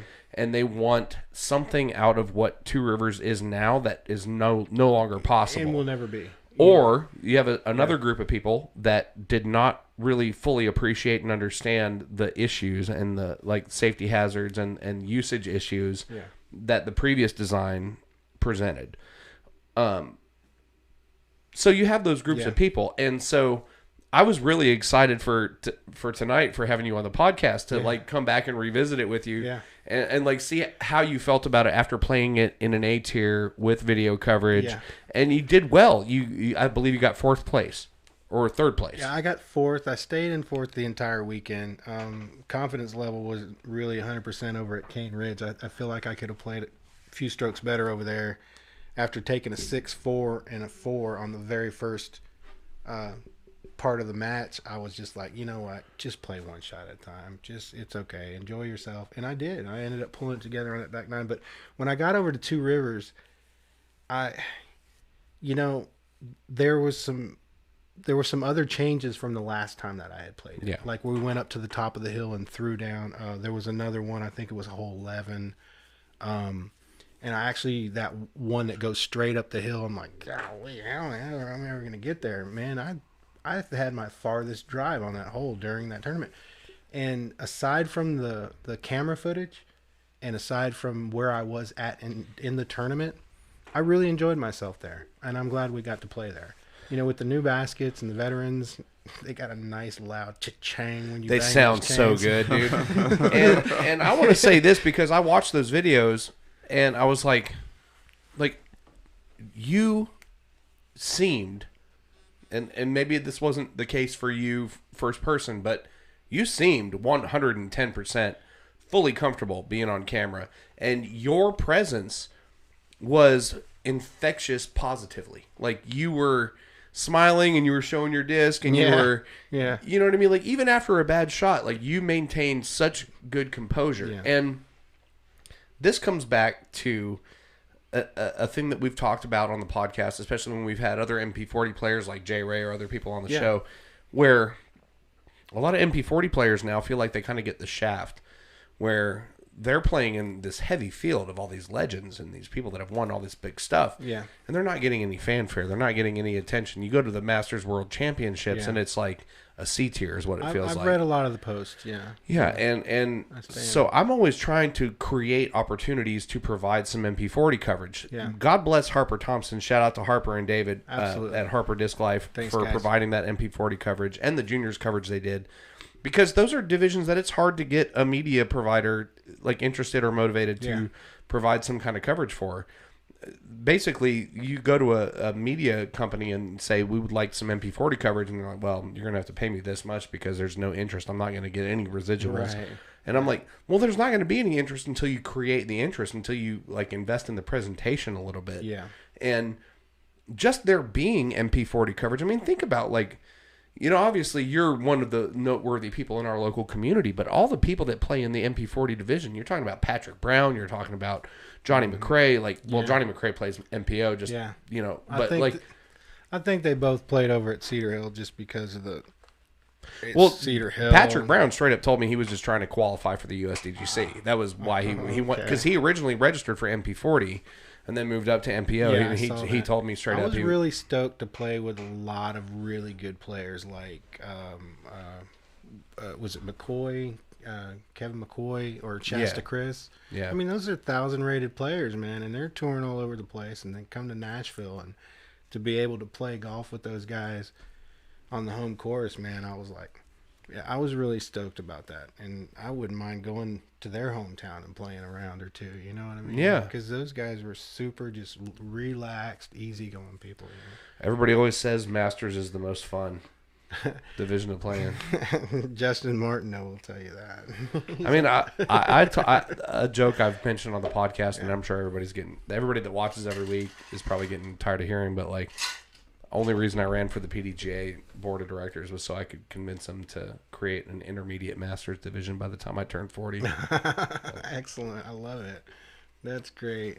But no, man, you killed it like at MCO, and like, what are your overall thoughts, like the way everything is developing right now, and seeing all the changes that have happened since you started playing the game, and how, like, what do you have any final thoughts on what the future, what you hope the future holds, any kind of worries, any kind of cautionary advice to anybody that's influencing the development of the game at the current time? Oh, man. Wow. That's pretty deep. Yeah. I mean, just search your mind, and these are not the droids you are looking for. And Yeah. meditate for a moment. I would have to say that I really enjoy the direction that disc golf has taken a turn over the years, and I'm just a guru for flight, man. I can go in Academy Sports and walk over to the aisle that has the disc, but sometimes I don't even look at the disc. I'm looking at kites. I'm looking at water rockets. I'm looking at things that fly and things that glow.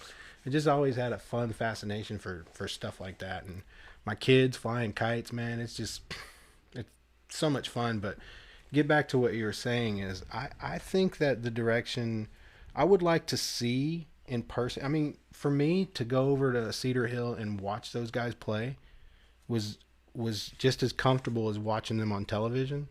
You know, when I saw myself on film, that was really cool.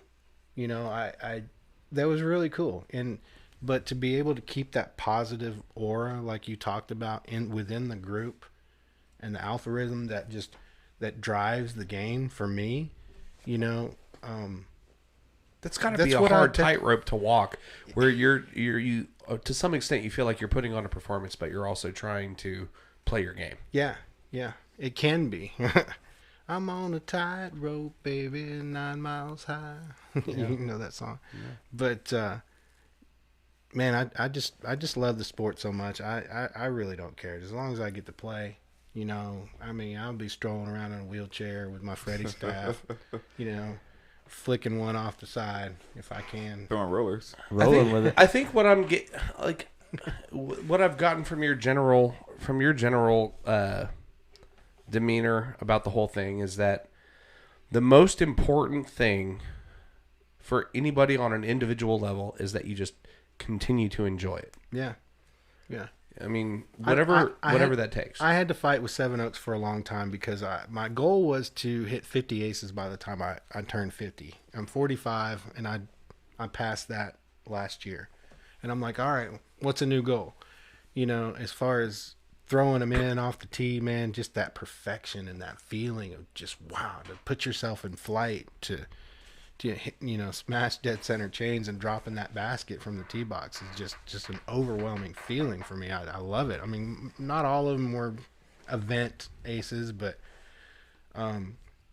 moving forward with so many great players out there, I'd like to see everybody on film, you know, to answer your question. Yeah. But maybe one day we'll get there. You know, maybe one day by the time we get there, they'll all be old and then they'll have to film them. You know. Well, I mean, as tired as the comparisons between disc golf and traditional golf are, and grow to become, I mean, we're still in our infancy as a sport. Yeah. And so I'm surprised that it hasn't bolted the way that manufacturers do. I mean, I walk in the store and I remember when I first started playing, man, you got Lightning, you got Discraft, and you got Innova, and that was it, you know.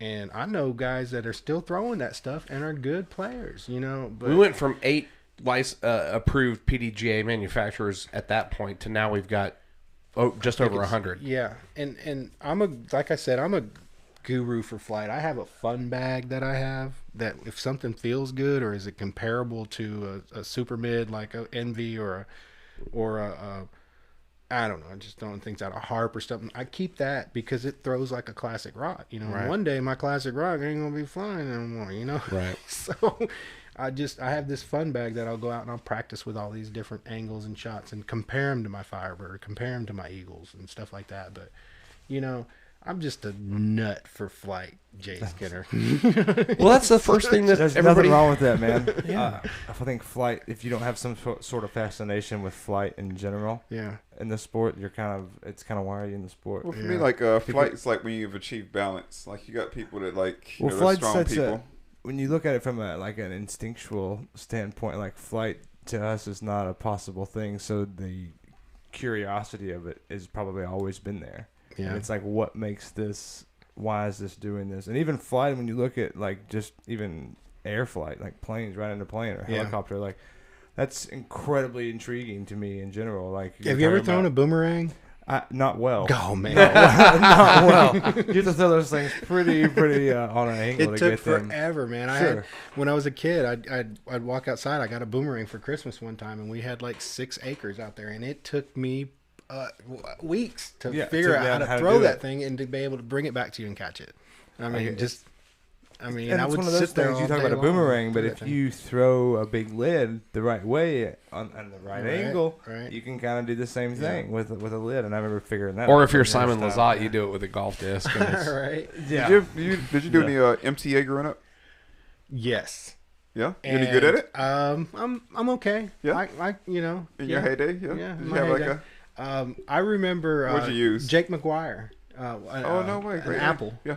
We would throw an apple in the Tennessee States. It had all of the different competitions, all the different divisions. They had accuracy, they had DDC, they had MTA. Then they had the mini basket golf, and then you'd go out and play a round of golf, and then you had an overall winner. Well, you've probably played Tennessee States before when they had all that, but that was fun to do. I wasn't really, really good at it, but man, you launch that thing up as far as you can in the air and try to chase it down. That was cool to do, man. And to watch people do it too, especially like the DDC. That was fun to do as well. But I remember that's like the unsung hero of Frisbee sports. Everybody, like all the OGs, always say DDC. We always enjoyed that the most. Yeah. And we always had we would plan our team, and we would that was what we planned for. It was like disc golf was close second. The first time I ever watched that, it was Juliana was playing, and it was over here at Tennessee State's. Talk about an artist with a frisbee. Dude, I'm telling you, you're not kidding. And it's a wonder why she doesn't play disc golf as much as she used to. I mean, just because she's still really active with freestyle. Yeah, very active with freestyle. I think she's was 5-time world champion with disc golf, and I think is it 8-time frisbee. I mean, we used to have that at the Tennessee States, man. Barry Gill, man, that guy is good. That man, he could do some tricks, and it's like, wow, that's really cool. But you think it can make a comeback? I don't know. I think we could possibly put it together. I mean, Alabama's doing it. Alabama has their Tennessee State's Alabama State Flying Fling, and they have all the field events still. No way. Yes, they do. That's awesome. And that's really cool. But back to what you were saying the Southern Nationals crowd seems to gravitate towards that old school way of doing things. Yeah, and you know what? A little more closely. Their tournaments pay well. Yeah, and I'm not trying to decry them in any way. I'm saying like that's definitely. I mean, like you listen to all the old schoolers that we've had on the show, and they always talk about those overall events with this wistful kind of appreciation of it, like nostalgic. Well, it was beautiful. It was pure. Everybody kind of picked their events that they were going to train for and did everything just kind of whatever. Mm-hmm. But I mean, well, it's relatively recent, like the 2000s, early 2000s when all that kind of stopped. Right? Let's see. Kind of started to fade out rather than not mid 90s. It was pretty vibrant and going in Tennessee. Kentucky, they did the field events as well. HB and B. Gill, I want to say that there were like 32 Tennessee State flying championships, and those two guys didn't miss one of them. Yeah. Not one of them. And to get out there and to play accuracy and most time aloft, I'm telling you what, I watched Jake McGuire do it. No way. That guy, I don't know, but there was a little controversy, and it was like, why didn't we submit him? Because, I mean, we thought that he got the world. He was an athlete. He beat the title. He beat the seconds on it. He dove and slid and caught that sucker, and I think it was like 42 seconds or 48 seconds. Quote me if I'm wrong, Tuna, but it was like, we were like, we should have submitted it, you know, because it was like, we went back and looked at what it actually was, the title, you know, or the most time aloft, and he had beaten it by like 2 seconds or something like that. But anyways, long story short, man, those field events are so fun. The accuracy and the DDC, and I mean, you know, this could kind of tie back to what I spoke with when Sean and Sarah were here talking about how trying to get families to be involved. You know, that could be like definitely one of the things that could be done on the side. You know, because you got the disc golf tournament going on at Cedar Hills, Hole 1, where everyone is. But then aside from that, you got like the other games going on with the MTA and some freestyle and like multiple baskets, maybe like the was it Ring Around the Fire? What's it called? Ring of Fire. Ring of Fire, yeah. You know, stuff like that. You know, stuff that families could like do together and like try to like when we say, you know, grow the sport, we try to figure out different ways to grow the sport. You can't grow the sport the same way because unfortunately the same way isn't progressing as far as not so much grow the sport, but just enjoy the sport. I mean, you bring those kind of things back to the table, man. There's no telling what can happen. Because you want to get it into schools, but then schools don't. Not every school has the property to put 18 holes on. Yeah, like the school next to us, they probably have enough room for maybe 3 holes, which could be great. But you got a little area for accuracy. That's just simply a backstop. Kids can learn how to become accurate. And just throwing a regular frisbee. And that's another thing when people first come out to play disc golf, and I tell them, how do I approach? How do you throw so, have so much spin? I'm telling you, when you first get out and start playing disc golf, meet up with your partner once or twice a week or somebody and just play catch. You play catch with a big old whammo frisbee from 60 to 80, 100 feet away, and you're throwing it and spinning it, and you're catching it, and you're enjoying each other's time. Not only that, but when you get out there and pop popcorn, when you get out there to play disc golf, Orville, Mike, and Popper. That's pretty good. You want none of this, do we? And we shall. You don't want none of this. You don't want none of this shit. But it's so much easier to get out there and play disc golf and throw that frisbee to the basket. You're just playing catch, man. That's all you're doing. Spinning that thing. That's so much fun. And we're gonna start wrapping this up so everybody can get home. But now you're looking at, because of COVID and because of the weird times that we're living in, disc golf has been exponentially successful throughout the pandemic because social distancing is kind of built into it. We can't keep disc on the shelf at the store, man. Yeah, no. Every manufacturer has empty warehouses, so it's across the board. Disc golf is just being experiencing ridiculous success right now. Yeah. But you look at other sports, every other sport, especially contact and team sports, are struggling really hard right now. You look at Ultimate Frisbee, and Ultimate has been grounded for the entire year. There's no way for them to train and compete. So the PDGA and the USA Ultimate organization have teamed up to provide Ultimate Disc Golf Derby series of events around the country in certain areas. Me and Sean Sinclair are going to be running one on November 21st at Baby Cane. Yeah, I saw that. So everybody can sign up through the Ultimate USA Ultimate website. It's open to members of the USAU and PDGA. So if you're not a member of either organization, you can pay like we have a customary $10 fee for a temporary membership or whatever. But that's coming up at Baby Cane on November 21st. You can't tell me that playing Baby Cane with a lid doesn't sound like fun. Let's do it. So we're doing that. Also, since I've brought up Sean Sinclair, I also want to mention happy birthday to Sarah. Her birthday was Sunday, I believe. I think it was 2 days ago, but yeah, you're right. Maryland I style. believe it was Sunday. Yeah, Okay. 2 days ago. Yeah. So happy birthday to Sarah. Sean and Sarah, longtime friends of ours and of the podcast. Also, congratulations to Sarah on her new Prodigy Disc sponsorship, because she's being shown a lot of support on all of her endeavors, disc golf and otherwise, from Prodigy Disc. So I will go ahead and say thank you to Prodigy for supporting our friend. Excellent. I love you guys. This has been a lot of fun. I know everybody. I know a couple of us are waiting to get out of here. No. Let me just share how old I am with you. I actually had an opportunity and I didn't think about much of it until over the last couple of years, but Dave Griff and I were at the Radissons during 2001, and I don't know why I didn't play that tournament. I had some things going on, and I ran the distance in the field distance, and I worked the event a little bit as a TD here and there and helped out. But Dave Griff nudged me and he said, "You know who that is?" I'm like, "No." He's like, "Man, that's Steady Ed." I was like, kind of shrugged my shoulders, like, who's that? It's like, "Man, that's the father of disc golf." And I said, "Really?" And Dave walks over there and said, "Hey, can I buy you a drink?" And, well, sure, come on, sit down. And got an opportunity to have a drink with Steady Ed, 001, Father of Disc Golf. Yeah. PDGA number PDGA one. Number one. And it was the coolest thing now that I look back at it, because he made this speech during the award ceremony.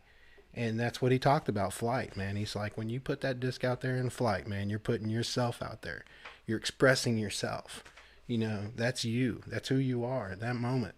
You know, and it always kind of stuck with me and gravitated. Well, think about it. Me. What is it that made us all fall in love with it? Because I know for me, like if I'm speaking for myself personally, like people, like I have a familiarity with disc sports from way back, and I knew about disc golf. People tried to like get me to go play. Yeah. Always thought it sounded dumb. Yeah. But I had, thrown freestyle. I had thrown lids. I had played ultimate. I had thrown discus in high school and on the track team and stuff like that. So I was familiar with disc stuff. Yeah.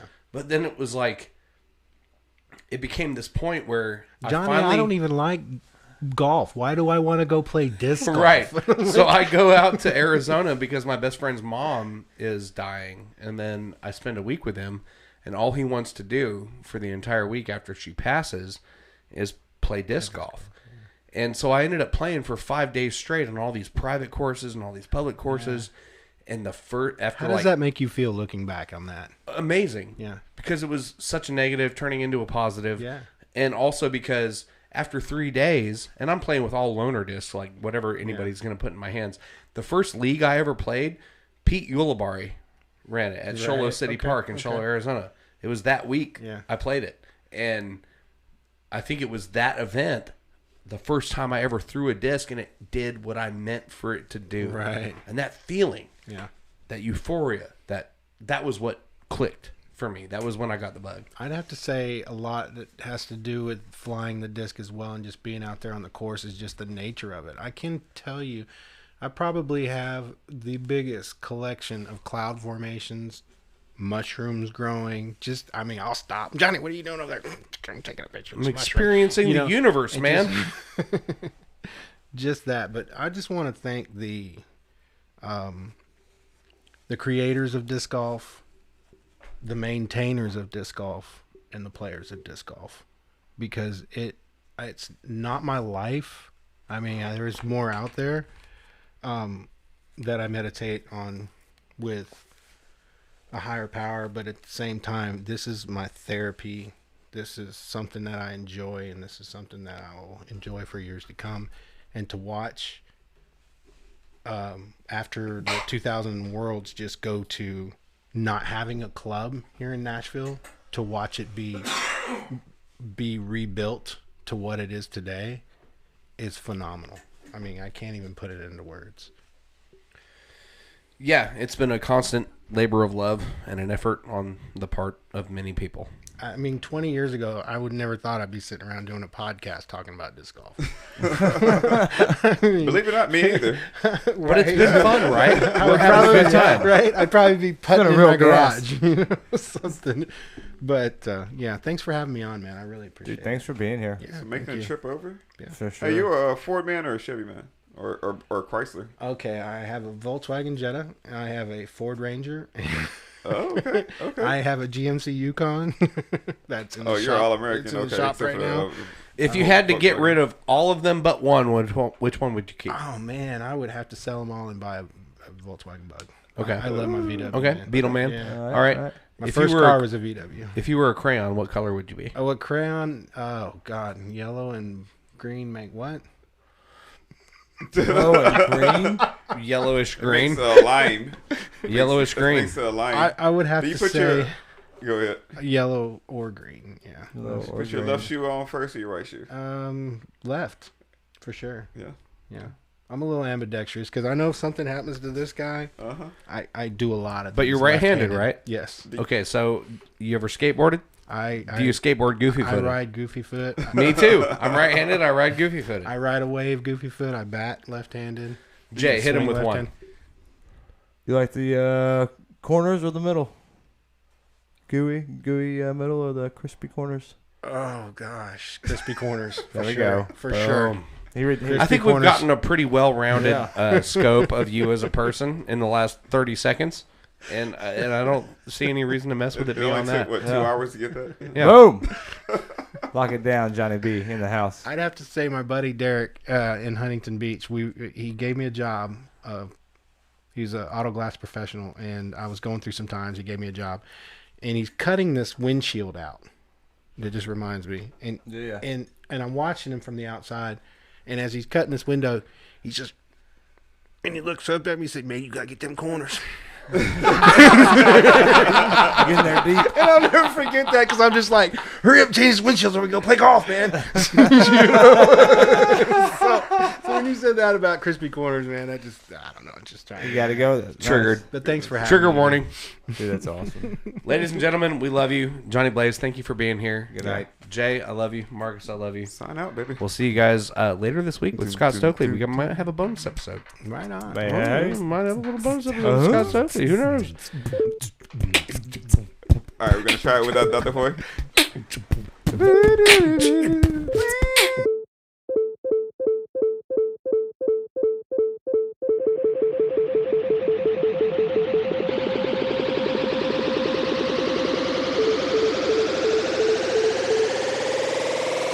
Let the bass kick.